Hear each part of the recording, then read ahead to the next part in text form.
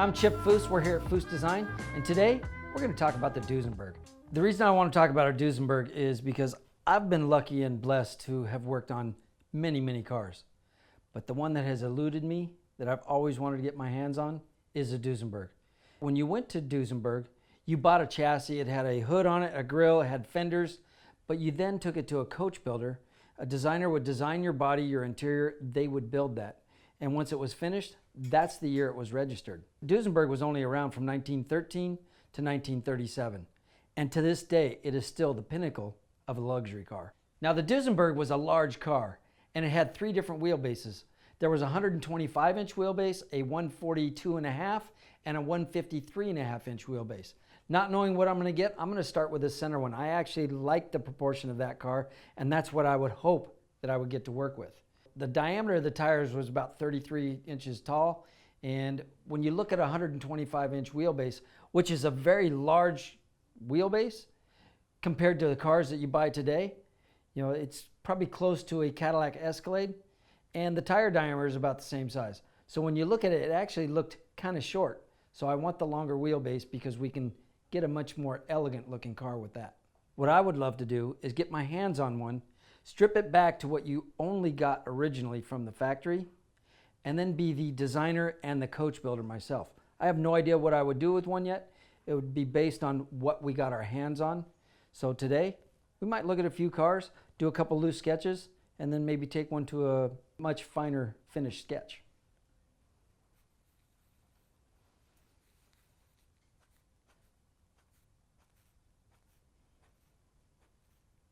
What I'm doing right now is I'm getting the proportion of the car, and I'm using the tires themselves to get those proportions. I just drew a circle around the back tire and I pulled that all the way forward, and it's just about 6 full tires to get the proportions of that 142.5-inch wheelbase. So I'll come back over here and I will draw that same proportion.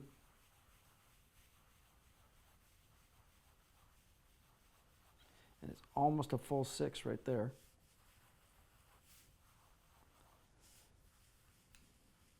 I'll draw several of those. I don't know if I'm going to draw a convertible or a coupe, 4-door or a 2-door. So I may generate several different ideas before I nail down a proposal of a different design.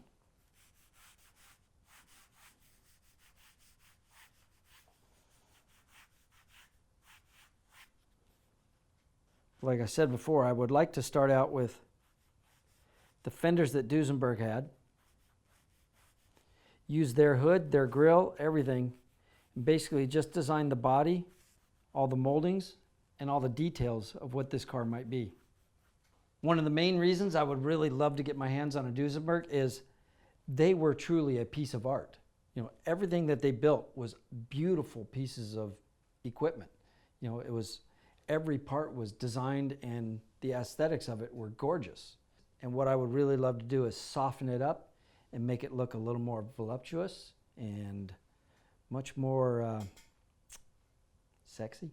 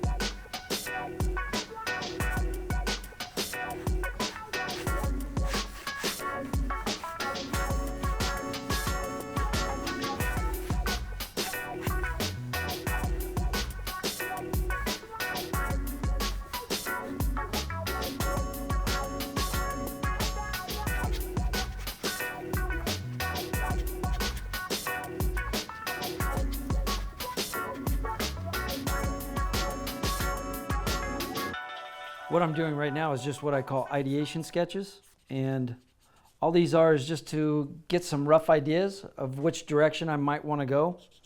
I'm really liking a 2-door. I think I want to do it as a convertible. or a lift-off hardtop, could be either one, but with a little more flowy design. And I think I want to integrate and bring the body down.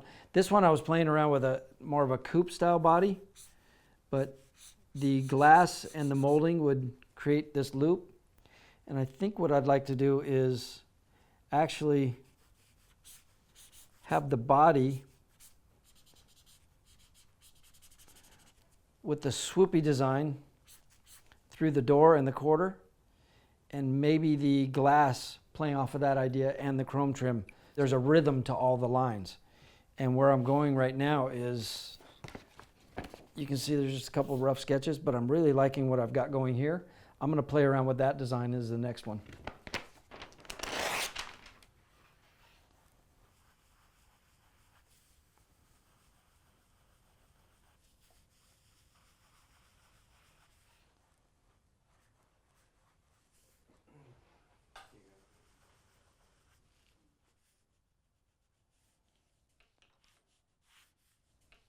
The other thing I want to do is soften that running board. Instead of just this flat running board, I think the running board wants to have just a little bit of a lazy, soft look.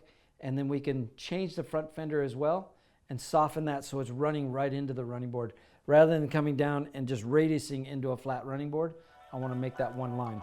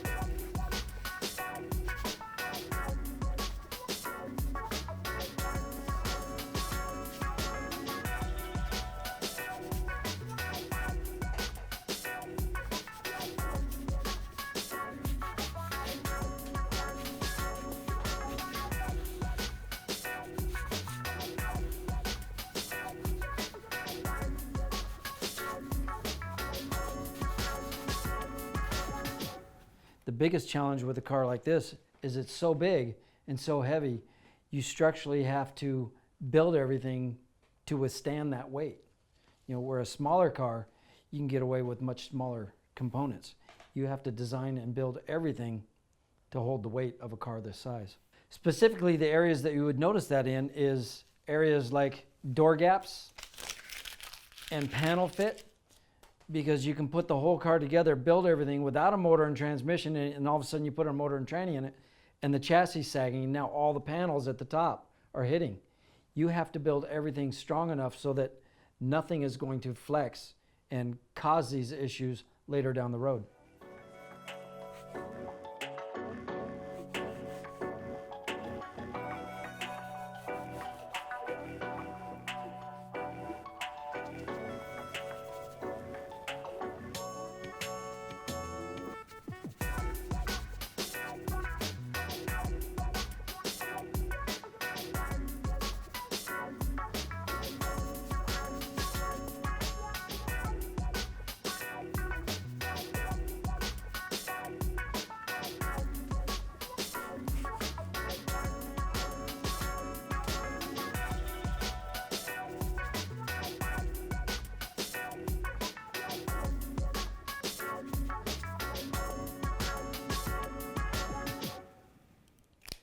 All right, I've got a line drawing here. I'm just going to throw some gray colors in here to give it some proportions because it's much easier to see when I get the proportions.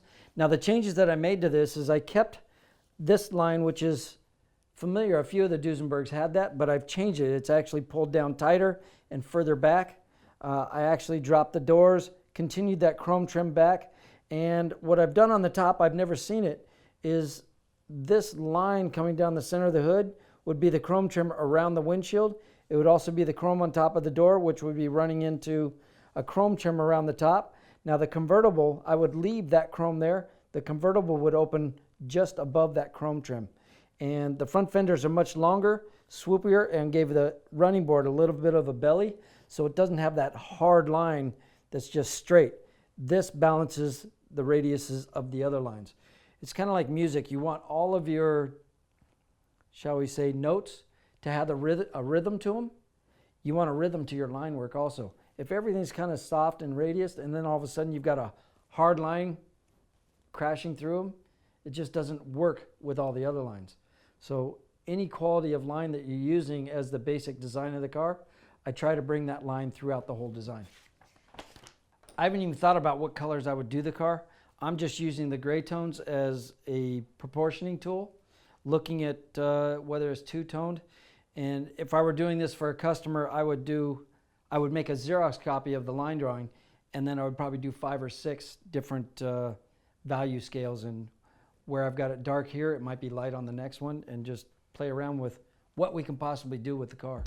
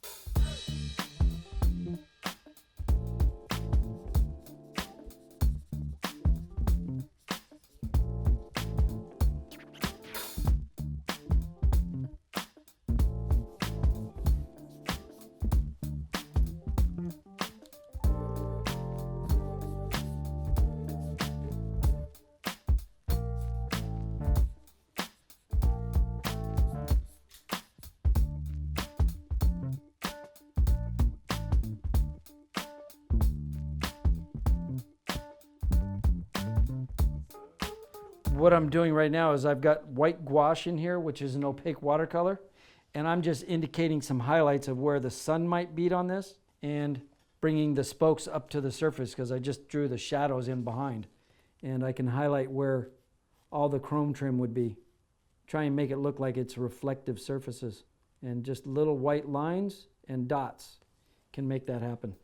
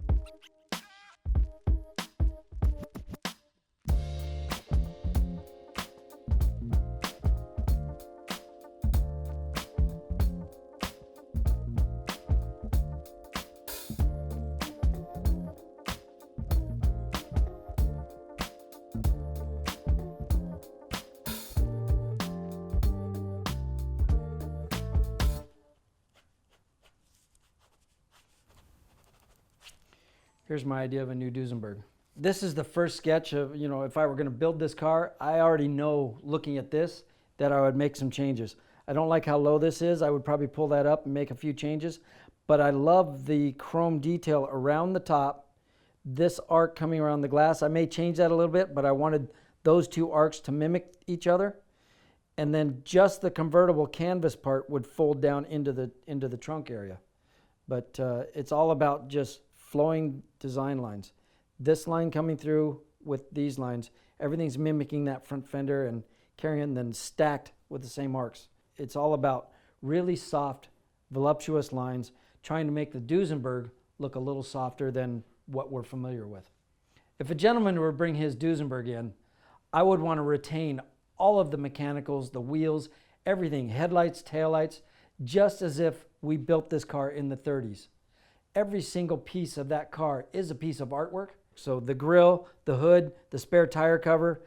The only thing I'm really changing as far as bodywork that would be something that you would get from Duesenberg is the fenders. I would keep the top half and front half of the fender, but this is a much swoopier line. The original Duesenberg came down a little sharper, had a tight turn, and then a straight running board. I wanted to flow that line and let it be a little bit of a belly in the running board. Now the running board would be painted with a couple chrome strips on it. So if you were to step on the running board, you're stepping on chrome, you're not scratching paint. The rear fender is also pulled back slightly, and the rear body would follow that same line that I put in the fenders. For a first sketch, I'm pretty happy with this. I know already that I would make a few changes and make it even better than what this is. And my goal is when we build the car, I want to make the car look better than the drawing. So a lot of decisions are made while we're building it. I'll get the basics down, we'll start building it, but I make all those decisions based on the three-dimensional car, not a two-dimensional drawing. The only problem with this is I don't have the real car out there so that I can start actually building it.